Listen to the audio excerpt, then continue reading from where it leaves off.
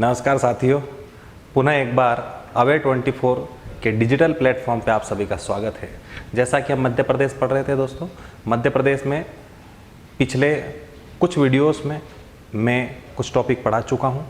आज हमारा जो टॉपिक है वो है मध्य प्रदेश की मिट्टियों पर। तो मध्य प्रदेश की मिट्टियाँ यानी मध्य प्रदेश की मृदा कौन कौन सी है, किस मिट्टी में क्या विशेषता है, क्या गुण पाया जाता है, कौन सा उपजाऊ अधिक क्षेत्र है मिट्टी का, ये हमको पढ़ना है। तो दोस्तों हम स्टार्ट कर रहे हैं फर्स्ट मध्य प्रदेश की मृदा, जो हमारा आज का टॉपिक है। मृदा क्या होती है, मध्य प्रदेश में कितने प्रकार की मृदाएं हैं, किस मृदा में सर्वाधिक कौन सा जैव तत्व पाया जाता है, ठीक है, किस में कितनी अधिक मात्रा में खनिज पाए जाते हैं, ये सब कुछ हमें पढ़ना है। तो फर्स्ट स्टार्ट करना है कि मध्य प्रदेश की मिट्टियों में एक पहला है हमारा शब्द मृदा। मृदा होता क्या है, मिट्टी होती क्या है। मृदा पृथ्वी की सबसे ऊपरी जो सतह है वो मिट्टी, जिसमें कार्बन पदार्थ और जैविक पदार्थ पाए जाते हैं, जिसका जो निर्माण होता है मिट्टी का वो चट्टानों के टूटने फूटने से या नदियों के द्वारा बहाकर लाई गए अवसादों से भी होता है। साथ ही साथ मृदा में क्या क्या पाया जाता है, तो जैव तत्व भी पाए जाते हैं, खनिज भी पाए जाते हैं, अन्य तत्व भी पाए जाते हैं, साथ साथ धूल कण और मिश्रित अवसाद जो भी होते हैं वे सब कुछ विद्यमान होते हैं किसमें, मृदा में। मृदा की बात करें तो मध्य प्रदेश की जो मृदाएं हैं वे लगभग 5 प्रकार की हैं। तो मध्य प्रदेश की मृदाओं का जो वर्गीकरण किया गया है वो कितने प्रकार से किया गया है, 5 प्रकार से। एक एक करके हमको देखना है। पहले दोस्त मैं क्षेत्र बता देता हूँ कि मृदा जो है 5 प्रकार की वो किन किन क्षेत्रों में पाई जाती है, तो मैप के माध्यम से देखना है। मृदा का वर्गीकरण 5 प्रकार का हो गया। काली मृदा, जलोढ़ मृदा, लाल पीली मृदा, लेटेराइट मृदा, मिश्रित लाल एवं काली मृदा। कितने प्रकार की मृदा है, 5। तो मृदा मध्य प्रदेश में कितने प्रकार की हो गई, 5। फर्स्ट नंबर पर जो है वो है काली, दूसरी है जलोढ़, तीसरी है लाल पीली, चौथी है लेटेराइट और 5वें नंबर पे आती है हमारी मिश्रित मिट्टी। क्लियर है दोस्तों, आगे चलना है। मध्य प्रदेश में मृदा का जो वर्गीकरण वो किस प्रकार से है, तो ये मैप दिखाया गया है दोस्तों। इसमें यहाँ पर दिखाया गया है कि लाल दोमट काली जो मृदा होती है वो किस प्रकार की होगी, तो यहाँ पे साइन किया गया है। उसके आधार पे हमको देखना है कि जो क्षेत्र विशेष है उसके आधार पे, जैसे हम बात करें काली मृदा की, तो काली मृदा दोस्तों ये वाला जो क्षेत्र है यहाँ पर पूरी काली मृदा है, यहाँ पर भी पूरा काली मृदा है। तो इसके आधार पर, मैप के आधार पर हमने मृदा को कितने भागों में बांट दिया है, 5। ठीक है, एक एक करके मृदा की विशेषता पढ़ना है। पहले नंबर पे जो मृदा है वो है काली मिट्टी। काली मृदा जो है दोस्तों मध्य प्रदेश में सर्वाधिक पूछे कौन सी मिट्टी पाई जाती है, काली मिट्टी पाई जाती है। मृदा का सबसे विस्तृत क्षेत्र किस मिट्टी का है, काली मृदा का है। काली मृदा का निर्माण किससे हुआ, चट्टानों के टूटने फूटने विखंडन से काली मिट्टी का निर्माण हुआ है। दूसरा पूछे दोस्तों, काली मिट्टी को काली मिट्टी क्यों कहा जाता है, आयरन यानी कि लोहे की अधिकता के कारण इस मिट्टी को काला कहा जाता है, क्योंकि इसका रंग क्या है, काला, और काला रंग होने का कारण ये है कि इसमें सबसे ज़्यादा लोहे की प्रचुरता है। साथ ही साथ चूना, मैग्नीशियम, एल्यूमिनियम ये खनिज तत्व सबसे ज़्यादा पाए जाते हैं, जबकि फास्फोरस और नाइट्रोजन की मात्रा इसमें क्या होती है, कम। आगे चलना है। काली मृदा जो है दोस्तों वो मध्य प्रदेश के एक विस्तृत क्षेत्र में पाई जाती है। उपजाऊ की बात करें तो इसमें गेहूँ, कपास, ज्वार, मूंगफली इसकी सबसे ज़्यादा खेती की जाती है। ठीक है दोस्तों, आगे चलना है काली मृदा के बारे में। इसके अन्य नाम क्या क्या है, तो काली मृदा के कुछ अन्य नाम हैं, जैसे काली मिट्टी तो कहा जाता है, कपासी मिट्टी भी कहते हैं, दोमट मिट्टी भी कहते हैं।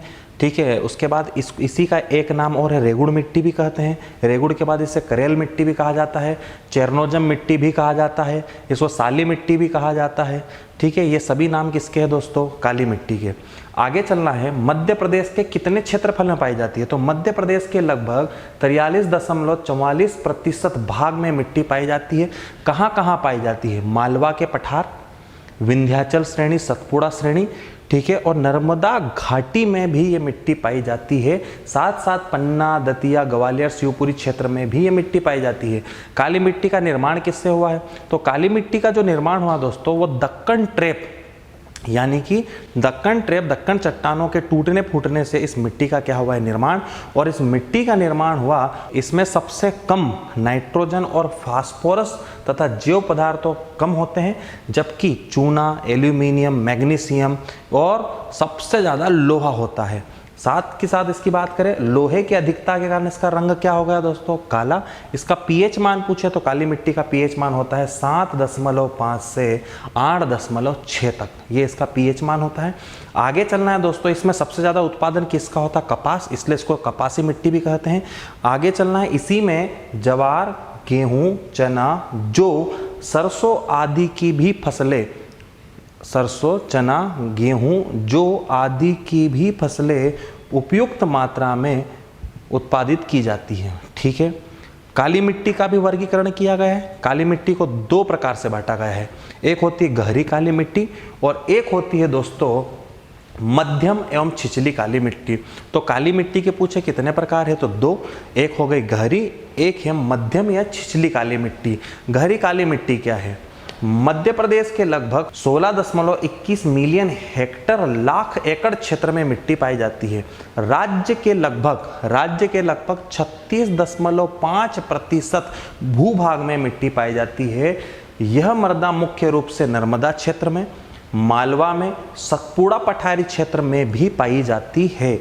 इस मिट्टी को गहरी काली मिट्टी इसलिए कहा जाता है क्योंकि इसमें लोहा सबसे ज्यादा मात्रा में पाया जाता है। साथ ही साथ दोस्तों इस मृदा में चिकनी मिट्टी की भी मात्रा होती है, लगभग कितने परसेंट, तो 20 से 60% तक इसमें चिकनी मिट्टी भी होती है।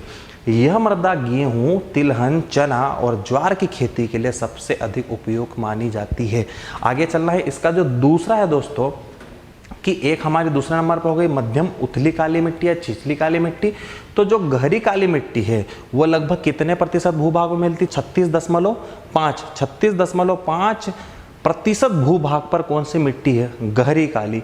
तो गहरी काली मिट्टी का विस्तार मध्य प्रदेश के लगभग 35 जिलों में है, जैसे होशंगाबाद, हरदा, नरसिंहपुर, शहडोल, उमरिया, जबलपुर, कटनी, सागर आदि जिलों में कौन सी मिट्टी पाई जाती है दोस्तों, गहरी काली मिट्टी। अगली कौन सी है, मध्यम और उथली काली मिट्टी। तो मध्य प्रदेश में 3.06 मिलियन हेक्टर क्षेत्रफल पर कौन सी मिट्टी पाई जाती है, मध्यम उथली काली मिट्टी। राज्य के कुल क्षेत्रफल का लगभग 6.91% भाग पर कौन सी मिट्टी पाई जाती है, मध्यम उथली मिट्टी। इस मिट्टी का विस्तार पूछे कहां कहां पर है, तो मालवा का पठार एक, दूसरा चलना है दोस्तों उत्तर भाग निमाड़ या उत्तरी निमाड़। फिर चले सतपुड़ा श्रेणी के सीमावर्ती क्षेत्र, जिले की बात करें बैतूल, छिंदवाड़ा, सिवनी, नरसिंहपुर के सीमावर्ती क्षेत्र या इन्हीं क्षेत्रों में कौन सी मिट्टी पाई जाती है, मध्यम छिछली काली मिट्टी। मध्यम काली मिट्टी का रंग हल्का सा भूरा होता है और हल्का काला भी होता है तथा उथली काली मृदा का रंग गहरा काला तथा पीला भी होता है। उथली काली मृदा की बात करें दोस्तों तो उथली काली मृदा में लगभग 15 से 20% चिकनी मिट्टी होती है, जबकि गहरी काली मिट्टी में 20 से 60% तक होती है। और इसकी बात करें तो 15 से कितनी होती है, 20 चिकनी दोमट मृदा पाई जाती है। क्लियर दोस्तों। तो अगला हमारा टॉपिक किसका रहेगा दोस्तों, जलोढ़ मिट्टी का। लेकिन इसके पहले वापस काली मिट्टी पे जाना चाहेंगे। काली मिट्टी के बारे में आपको फटाफट तथ्य बता देता हूँ, पढ़ना क्या क्या है। फर्स्ट हमको पढ़ना ये है कि काली मिट्टी में क्या क्या क्वेश्चन आते हैं। मध्य प्रदेश का सबसे अधिक विस्तृत क्षेत्र मिट्टी का किसका है, फर्स्ट ऑप्शन है काली मिट्टी। काली मिट्टी मध्य प्रदेश के सबसे अधिक क्षेत्र में पाई जाती है। काली मिट्टी का रंग काला क्यों होता है, काली मिट्टी का रंग काला इसलिए होता है क्योंकि उसमें लोहा यानी आयरन सबसे ज्यादा पाया जाता है। काली मिट्टी में सबसे ज्यादा तत्व क्या पाया जाता है, लोहा। दूसरे नंबर पे एल्यूमिनियम, मैग्नीशियम, चूना, ये सभी सबसे ज्यादा किसमें पाए जाते हैं, काली मिट्टी में। क्या नहीं पाया जाता है या क्या कम पाया जाता है, तो सबसे कम पाया जाता है फास्फोरस, नाइट्रोजन, जैव तत्व सबसे कम पाए जाते हैं। फिर आगे पूछे मध्य प्रदेश में दोस्तों काली मिट्टी को सामान्यतः कितने भागों में बांट दिया, दो, गहरी काली मिट्टी, सामान्य, मध्यम या छिछली काली मिट्टी। आगे चलना है। फिर पूछे कि जो काली मिट्टी है वो बनी किससे है, तो चट्टानों के विखंडन से, टूटने फूटने से क्या बनी है, काली मिट्टी। ठीक है दोस्तों। काली मिट्टी में एक और पॉइंट आ सकता है, सबसे ज्यादा पूछे कि सबसे ज्यादा जल क्षमता, सबसे ज्यादा जल क्षमता यानी पानी को सोखने की ताकत किसमें होती है, काली मिट्टी में। सबसे ज्यादा जल को वाटर ऑब्जर्विंग पावर किसमें होता है दोस्तों, तो काली मिट्टी में। इसीलिए काली मिट्टी को अलग अलग नामों से भी जाना जाता है। काली मिट्टी में एक तो लोहा ज़्यादा होता है इसलिए इसका रंग काला हो गया। दूसरा, इसको कपासी मिट्टी भी कहते हैं। क्यों? क्योंकि इसमें कपास की खेती ज़्यादा होती है। रेगुड़ मिट्टी इसलिए कहते हैं, कहा जाता है कि जब गर्मियों के समय में इस मिट्टी में दरारें पड़ जाती है और जब सिंचाई की जाती है तो यह मिट्टी अंदर के अंदर अपने आप को क्या करती है, जोतती है। वर्षा क्षेत्र यानी कि बारिश के समय में जब इस मिट्टी में सिंचाई होती है या जब पानी गिरता है तो दरारों में जब पानी जाता है तो यह मिट्टी अपने आप को क्या करती है, जोतती, इसलिए इसको रेगुड़ मिट्टी भी कहा जाता है। साथ साथ इसको चेरनोजम मृदा भी कहा जाता है। साथ ही साथ इसको करेल मिट्टी भी या काली मिट्टी या साली मिट्टी भी कहा जाता है दोस्तों। ठीक है, ये इसके अलग अलग नाम है। दक्षिण भारत में इसे रेगुड़ के नाम से जाना जाता है, जबकि केरल में इसे साली के नाम से भी जाना जाता है। मध्य भारत में इसे काली के नाम से भी जाना जाता है। ये हमारे कुछ पॉइंट है काली मिट्टी को लेकर दोस्तों, जिनको आपको याद रखना है। सबसे ज़्यादा पूछे उत्पादन किसका होता है, कपास का। उसके बाद इसमें गेहूँ, चना, जौ, मूंगफली, सरसों, गन्ना आदि की भी खेती की जाती है। आगे चलें तो दूसरे नंबर पर जो मृदा है मध्य प्रदेश में वो है दोस्तों जलोढ़। कौन सी मृदा है? जलोढ़। जलोढ़ के बारे में क्या है तो जलोढ़ के बारे में आपको बता देता हूँ। जलोढ़ मृदा में एक फर्स्ट पॉइंट कि जलोढ़ मृदा को दोमट मृदा भी कहा जाता है।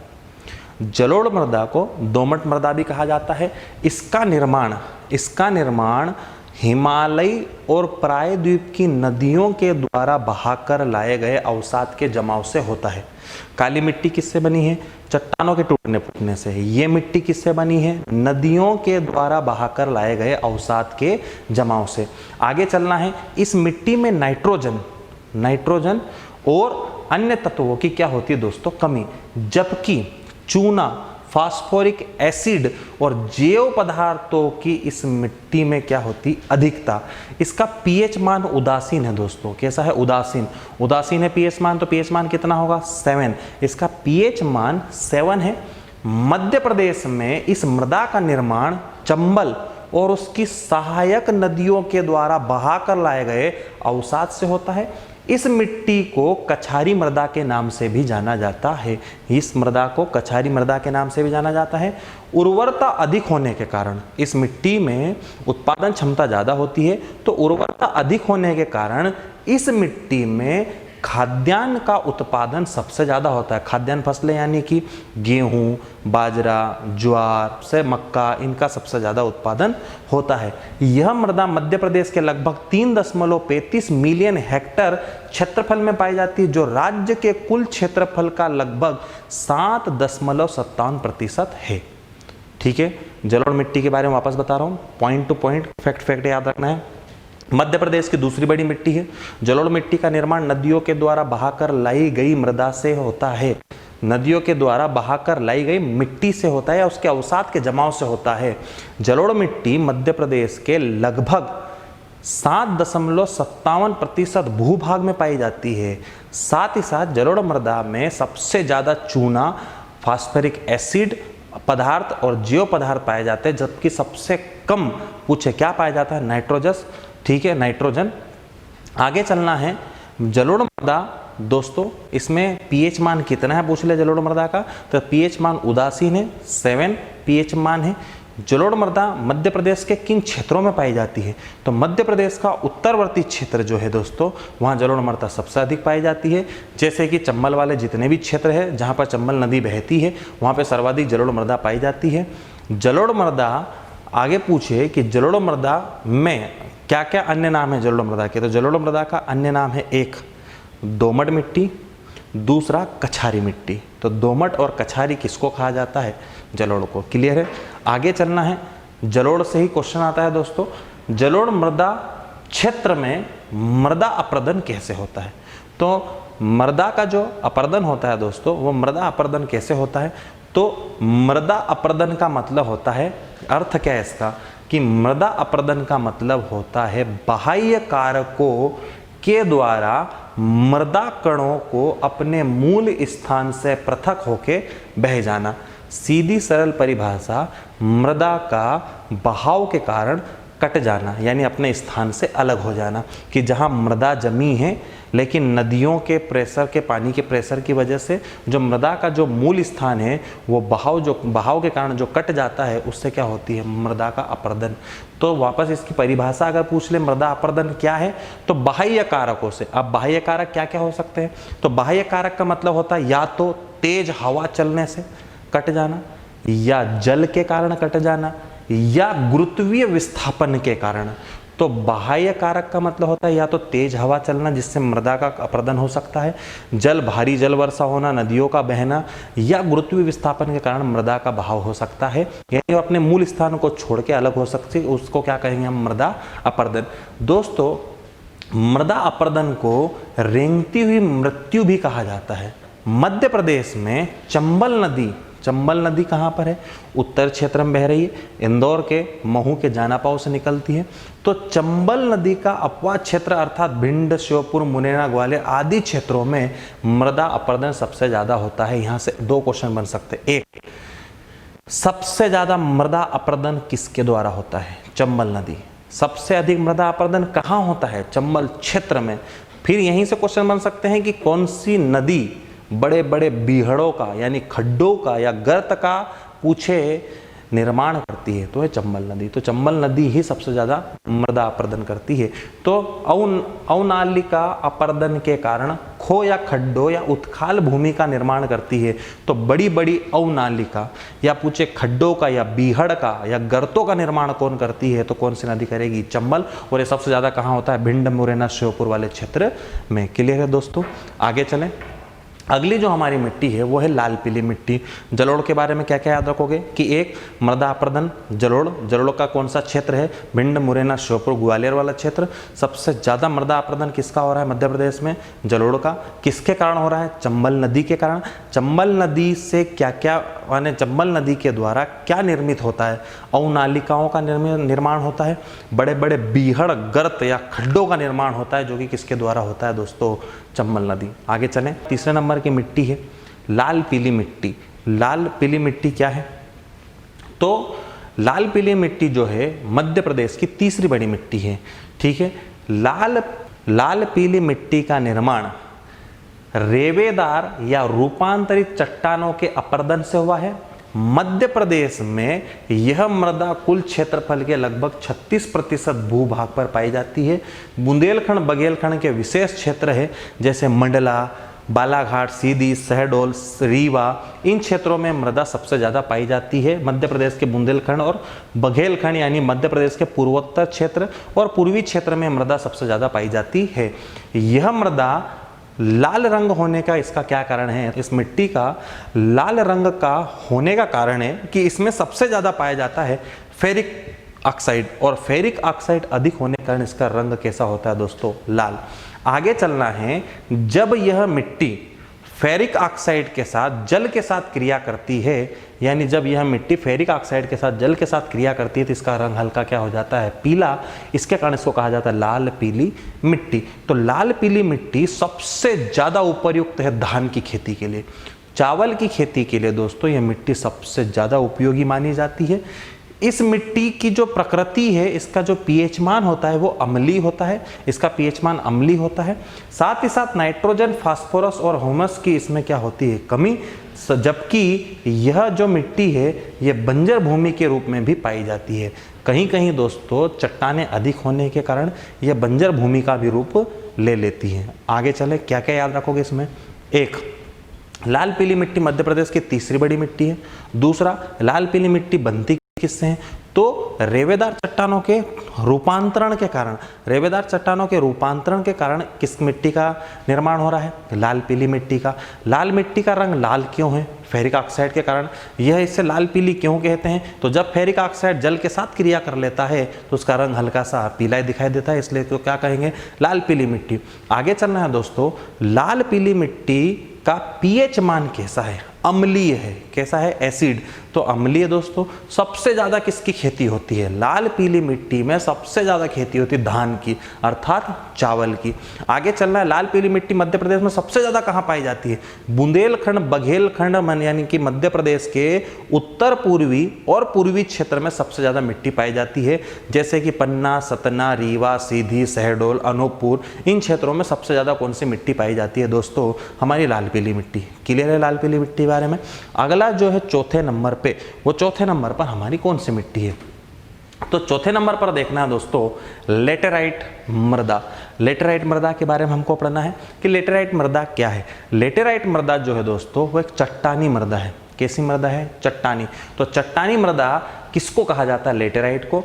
इसलिए इसमें चट्टानों के कण अधिक पाए जाते हैं। इस मृदा को लाल बलुई मृदा या स्थानीय रूप पे भाटा मृदा भी कहते हैं। क्या क्या कहते हैं कि ये जो मृदा है एक प्रकार की कैसी मृदा है? चट्टानी मृदा है। स्थानीय रूप में इसे भाटा मृदा भी कहा जाता है या बलुई मिट्टी भी कहा जाता है। किसको कहा जाता है? लेटेराइट को। इस मिट्टी का निर्माण मानसूनी जलवायु में क्रमिक परिवर्तन होने के कारण भी निर्माण होता है। साथ ही साथ इसमें आयरन और सिलिका जो तत्व है वो सबसे ज़्यादा पाया जाता है, जबकि इस मिट्टी में दोस्तों ह्यूमस की क्या होती है? कमी। तो आगे चलना है। इन क्षेत्रों में तापमान व वर्षा की मात्रा अधिक होने के कारण क्षारीय तत्व और ह्यूमस जल के साथ घुलकर नीचे की परतों में चले जाते हैं। आगे चलना है। यह मृदा अधिक वर्षा वाले क्षेत्रों में पाई जाती है जिसमें बागानी फसलें उत्पादित की जाती है। ये जो मृदा है दोस्तों यह अधिक वर्षा क्षेत्र में पाई जाती है, यानी कि जहाँ जल स्तर ज़्यादा होगा, जहाँ पर बारिश बहुत ज़्यादा होती है। मैंने क्या कहा कि जलवायु या मानसून में क्रमिक परिवर्तन होना, क्रमिक यानी क्रम से, कि जब जलवायु मानसून में क्रमिक परिवर्तन होता है, कहा जाता तेज बारिश के कारण भी इस मृदा का निर्माण होता है। तो दोस्तों पूछे सबसे ज़्यादा क्या पाया जाता है? मिट्टी में सबसे ज़्यादा पाया जाता है आयरन और सिलिका।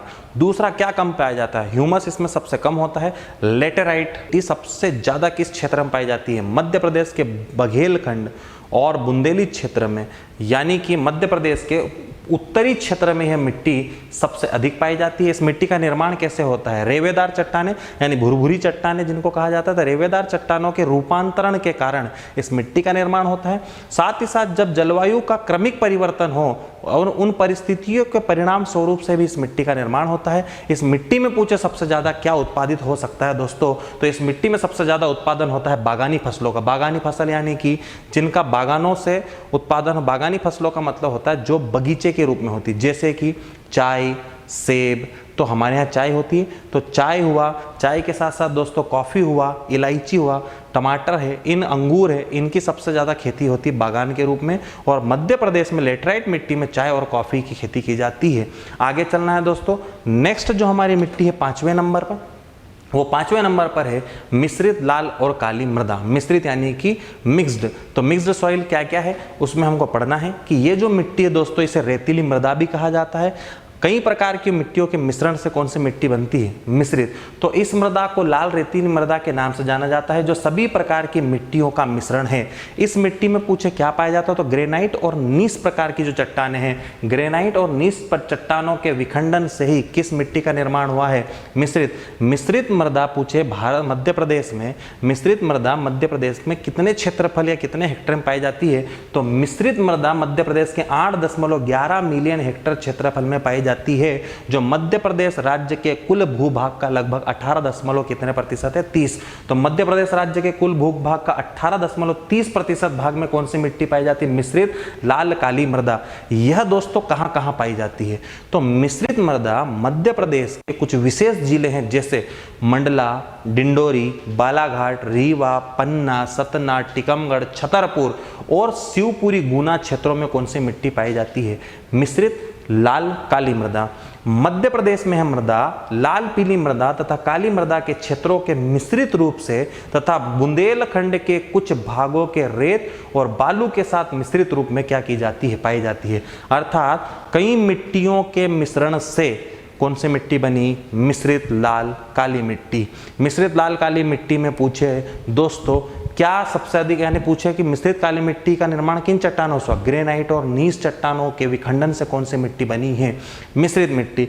मिश्रित मिट्टी में भी आगे चलना, कौन सा पॉइंट याद रखना है? अगर पूछ ले मिश्रित मिट्टी को किस नाम से जाना जाता है, तो इसे लाल रेतीली मिट्टी के नाम से भी जाना जाता है। इसमें दोस्तों जो है कंकर पत्थर की क्या होती है? इसमें अधिकता पाई जाती है, इसीलिए इसे रेतीली मिट्टी भी कहा जाता है।